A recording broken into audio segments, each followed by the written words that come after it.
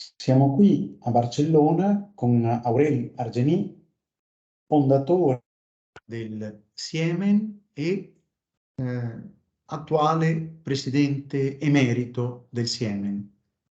Intendiamo approfondire due argomenti di attualità che hanno coinvolto Barcellona.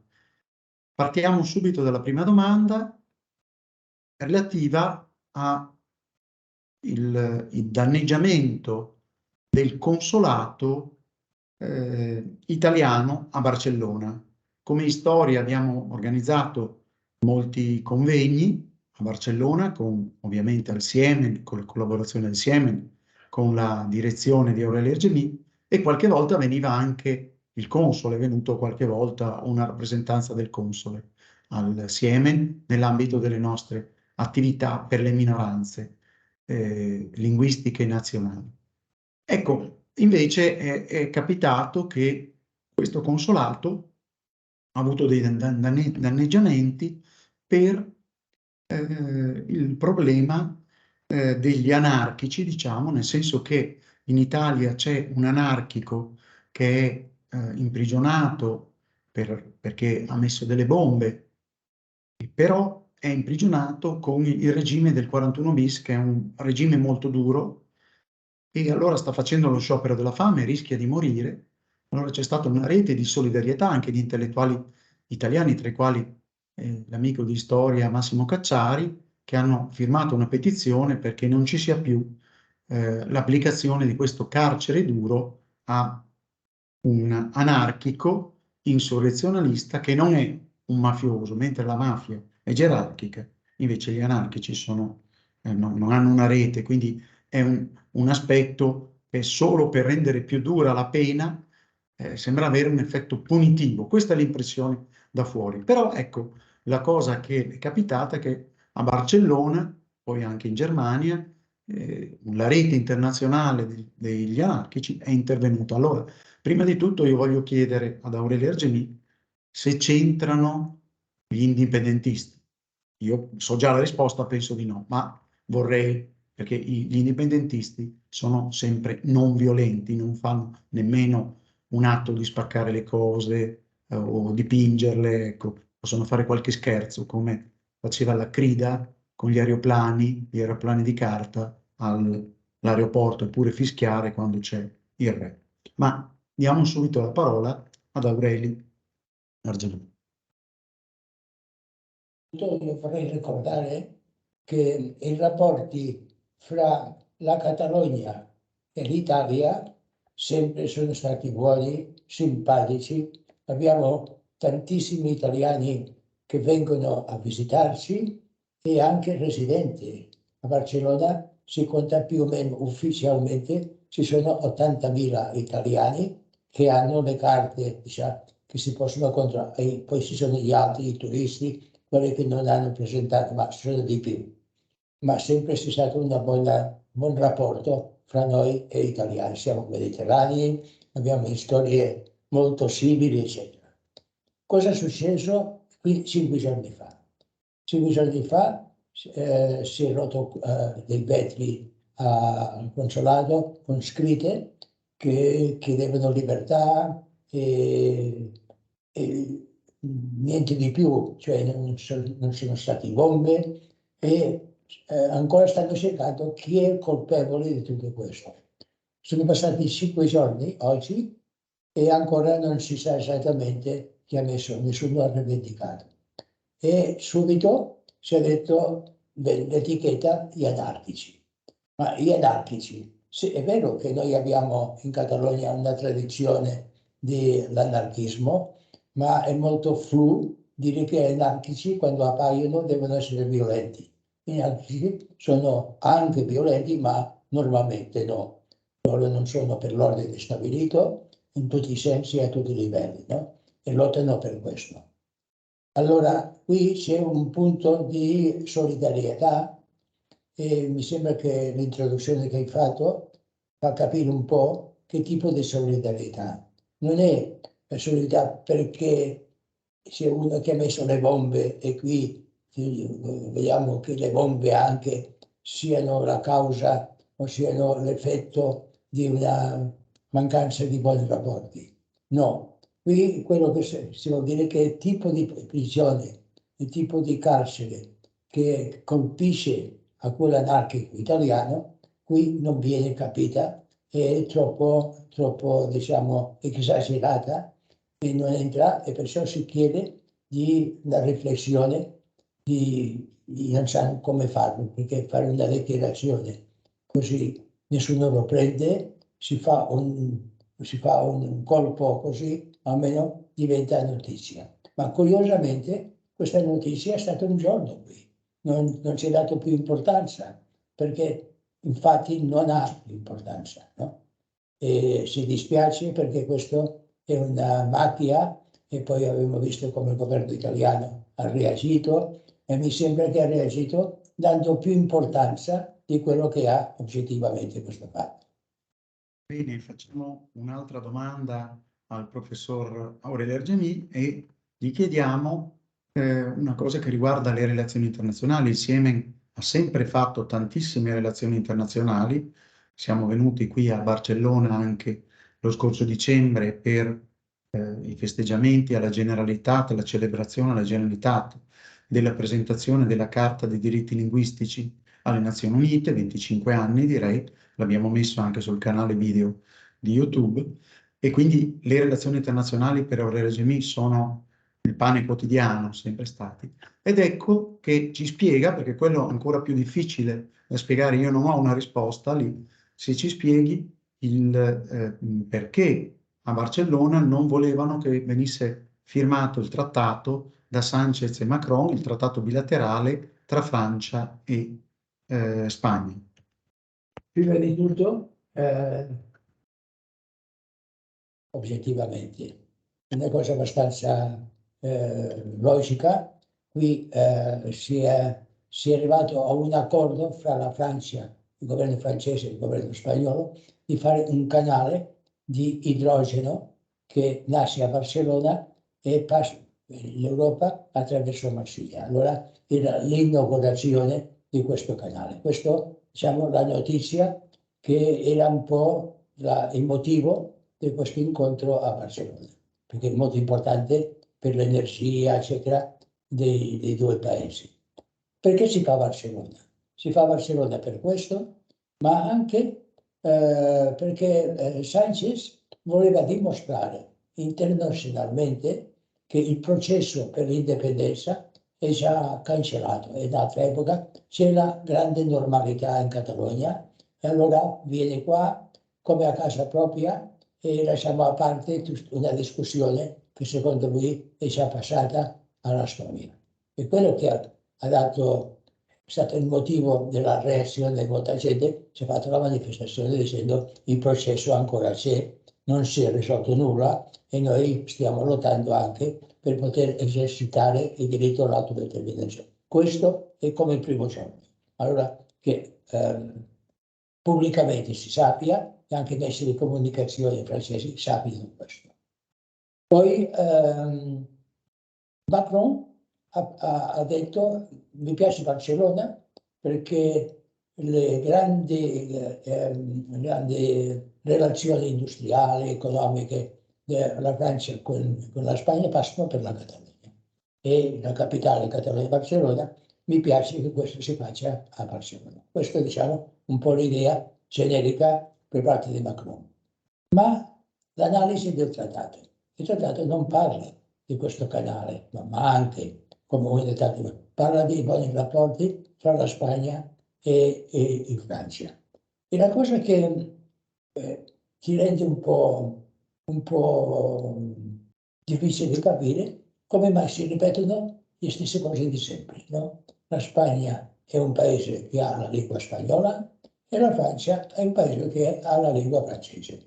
Allora, il trattato dice faremo tutto il possibile per sviluppare questi rapporti.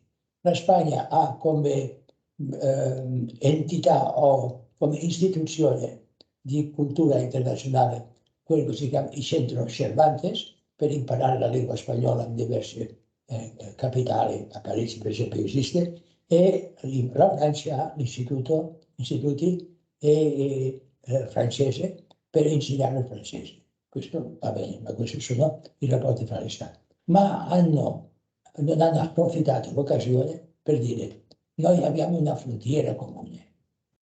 La frontiera comune cosa dà la frontiera comune?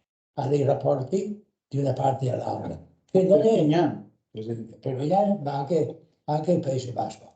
Sono rapporti fra persone che parlano da una parte all'altra della frontiera un'altra lingua. Era la grande occasione perché la frontiera sia meno frontiera e sia più collaborazione fra le due parti.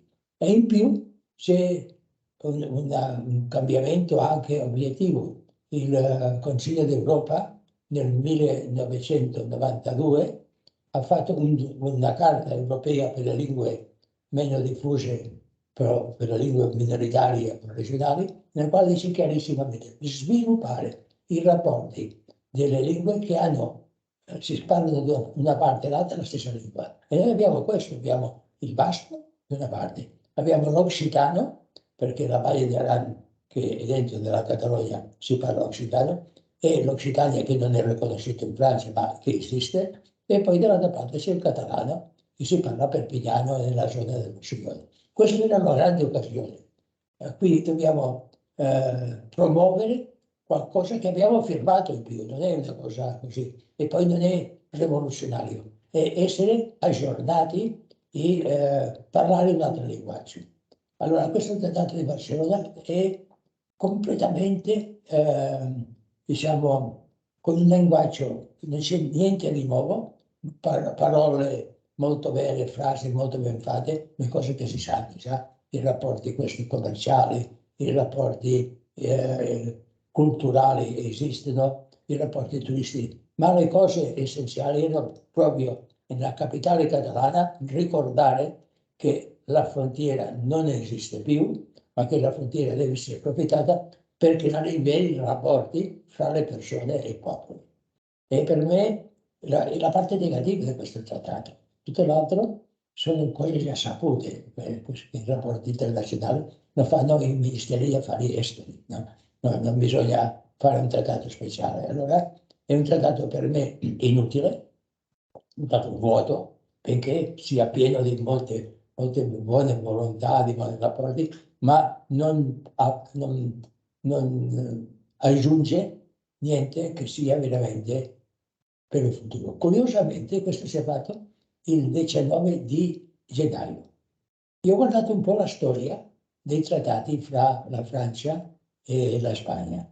Nel 1643, c'è stato un trattato, il 19 di gennaio, nel quale la Francia ritornava alla Spagna il Roussillon e la parte del Paese Basco che erano passati dopo trattati, erano passati in Francia, ritornavano un'altra volta. Questa era una novità che è durata pochi anni, ma comunque era una novità. In questo caso novità nessuna. E hanno perso per me è una occasione persa. A proposito, adesso, e qui concludiamo l'intervista, tra l'altro dobbiamo anche fare gli auguri ad Aurelia Argemì perché ieri era il suo compleanno. Grazie. Poi, ecco, gli anni sono molti, però la forma intellettuale è splendida. E allora gli chiediamo al professor Argemì un'opinione su a che punto è il processo, perché abbiamo visto il significato e l'opposizione che c'è stata anche il re della Generalitat un po' ha espresso negativamente per Barcellona come sede di questo trattato, ma vediamo a che punto è il processo, qual è la situazione del processo di indipendenza dal 2017, dal novembre 2017, quando c'è stata il referendum e la violenza applicata dalla Spagna per le strade di Barcellona.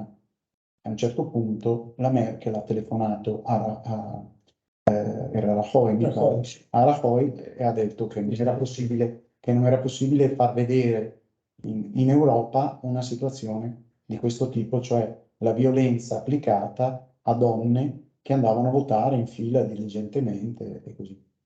Allora, a che punto è adesso il Sono processo? diverse letture, no?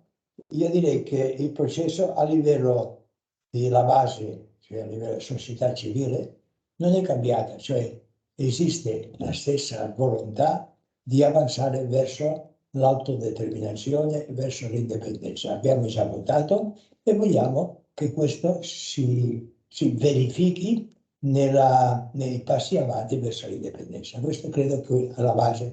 Ma poi ci sono le letture di questo, sono i partiti politici e qui c'è abbastanza caotico, perché da una parte c'è il 52% dei voti delle ultime elezioni in Catalogna, autonomiche, cioè, tutti il 52% erano per l'indipendenza. E questo è importante. Cioè, da parte non entrare nel Parlamento, ma contando i voti, il 52%, che per prima volta eravamo arrivati a questo punto, a superare il 50%. Questo era positivo. Allora, il partito che ha guadagnato l'elezione è stato Schera Repubblicana e questo gli ha dato il governo, che aveva come collegati Junts per Catalogna, un altro partito di indipendentista, e facevano una coalizione.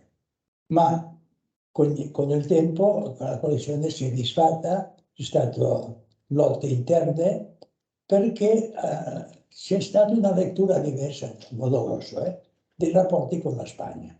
Schera Repubblicana, che è quello che governa attualmente in Catalogna, crede che bisogna creare le basi per avere un dialogo con il governo centrale. Gli altri dicono, dopo tanti anni di volere dialogo, non è servito assolutamente per nulla. Il governo centrale le cose più importanti non vuole cambiare. Schera Repubblicana dice la storia prova che con un dialogo si può andare avanti. Si è ottenuto qualche cosa. Per esempio, i politici sono stati condannati perché avevano fatto la sedizione, adesso c'è una legge che non c'è più questo delitto, no? Questo è positivo. E poi c'è anche la spesa di soldi, eccetera, la quantità che hanno usato non entra dentro della categoria del delitto. Cioè questo è un avanzamento per capire un po' che si è fatto qualche cosa, non tutto, ma si è fatto qualche cosa in positivo. Ma gli altri non soltanto hanno detto che si è ottenuto troppo poco e con tanto tempo che il dialogo non serve, si è spaccato, è andato via, non appoggia più il governo. In questo momento c'è una cosa. Chi non appoggia più il governo? Attualmente il governo ha l'appoggio di 33 deputati di Schera Repubblicana. Di Schera. E Schera si è ritirato. E Junts per Catalogna si è ritirata. Questo vuol dire che è in minoranza totale, perché la maggioranza sono deputati 135, allora siamo soltanto 33. Quest'anno bisognava, come tutti gli anni, fare il budget per tutto l'anno. Con chi faceva il budget, che è la cosa più importante che un governo, fare il budget per l'anno. Allora ha cercato di farlo con quelli che in fondo pensano lo stesso, no? E che avevano già preparato un testo. Schera Repubblicana diceva, questo testo lo discutiamo e portiamo avanti. No, hanno rotto e sono andati via. Allora Schera Repubblicana ha dovuto cercare qualcuno che volesse, e ha trovato i socialisti che erano dell'opposizione. E oggi, proprio oggi, si è firmato che sono d'accordo con il budget. E questo con grande scandalo di Junts per Catalogna, dice come mai con nemici fare il budget, ma il governo catalano ha detto è meglio questo che non avere nulla, che prolungare quello dell'anno scorso, quando il nuovo si dà possibilità di più spese, eccetera. No? E un po', diciamo, la lettura della realtà è diversa fra uno e gli altri, no? Uno che dice c'è il dialogo, che ci sono possibilità, è molto difficile, si ingannano, gli spagnoli non cederanno mai, eccetera, eccetera, ma la storia si dice che tutto può cambiare. Invece gli altri dicono, siccome è impossibile, è meglio lasciare stare, dire di no. Beh, siamo in questo momento. Cosa succederà adesso con 33 deputato con questa minoranza. Forse sì, andremo a 9 elezioni. Forse non si sa. Non si sa. E 9 elezioni con questa crisi tra i indipendentisti è probabile che vinca il Partito Socialista. Il Partito Socialista che, diciamo, c'è stato Maragall, direi, poi come sindaco di Barcellona, poi presidente del governo, sì. Ha fatto un tripartito, sì. Ha fatto il governo con la Schiera Repubblicana. Ecco, che da noi è venuto, grazie a te, è venuto Carlo Rovira come vicepresidente. La Schiera Repubblicana sì. Formava parte del governo con i socialisti e con quelli che si chiamano i Podemos, no? Che è il partito della sindaca di Barcellona. No? Beh, hanno fatto un tripartito. E adesso quelli della Junts per Catalunya, dopo il Baci approvato, adesso con i socialisti, e anche ci sono anche Podemos e Schiera Repubblicana, di nuovo fanno un tripartito. Il tripartito è stato, secondo loro, completamente negativo. Siamo lì, siamo in una grande confusione e un governo di minoranza. Molte cose non potrà fare perché porterà legge al Parlamento e non sarà votate. I partiti indipendentisti avrebbero bisogno di ascoltare Aureli Argemì, che non so se ti hanno chiesto qualcosa, perché... Sì, io ho parlato con tutti. Ecco. Per esempio, credo che la CUP è un piccolo partito, io direi... con Carles Riera, che tra l'altro presidente, abbiamo fatto dei convegni all'Università Autonoma di Barcellona. È venuto a casa, io ho parlato con Junts per Catalunya che sono venuti a casa, e poi ho parlato con la Schiera Repubblicana, con dirigenti che sono venuti in casa, cioè ho parlato con tutti, no? E mi rendo conto che la CUP si sta parlando di un mondo, io avrei detto molto bello, un mondo che abbiamo superato tutto, ma non è il mondo che viviamo. Il mondo che viviamo è molto più complesso, è molto più ideale di quello che immaginiamo. E loro lottano, sempre dicono di no, ma fanno proposte e spesso intelligenti pensando che la realtà è un'altra, no? Ma sono intelligenti come proposte, ma sono in minoranza in questo momento. E dentro, e questo è interessante anche, vedere come mai esiste questo tipo di cose. È un po' la tradizione anarchica. Sono molto anarchici, tutto è assembleare, ti ricorda molto il linguaggio dei anarchici all'inizio del secolo XX a Barcellona, no? Dice, guarda, questi qua hanno preso un po' le radici anarchiche che abbiamo noi. Noi abbiamo una specie di slogan che dice in catalano a seny e rauxa. Seny vuol dire è molto prudente, molto equilibrato, ma ogni tanto scoppia. Questo è seny è intelligenza e rauxa è paf. Questa bomba del consolato è un po' dentro di questa linea, no? Paf. E poi dico, ma cosa abbiamo fatto? Ma è già fatto. Bene, allora ringraziamo Aurelio Gemì e anticipiamo che vorremmo presentare il suo libro sulle sue memorie in Friuli nella prossima primavera, e per questo adesso faremo una riunione con Aurelio Gemì per vedere quando sarà possibile questo. Oppure, se ancora non sono riuscite, per altre attività che avete, contate su di me, mentre la salute mi aiuti, perché ho un'età che no, la testa ancora funziona, ma il corpo li costa a seguire. La testa è in forma intellettuale splendida, tant'è vero che io non lo sapevo, ma pensavo che fosse così. Sono venuti tutti i partiti a chiederti o a parlare con te per vedere un po' che consigli gli davi, e questo è un grande riconoscimento. Poi non so a cosa serve, ma almeno ho fatto il possibile. Grazie Aureli, e quindi ci vediamo in Friuli, vedremo quando, ma sarà molto presto. Grazie.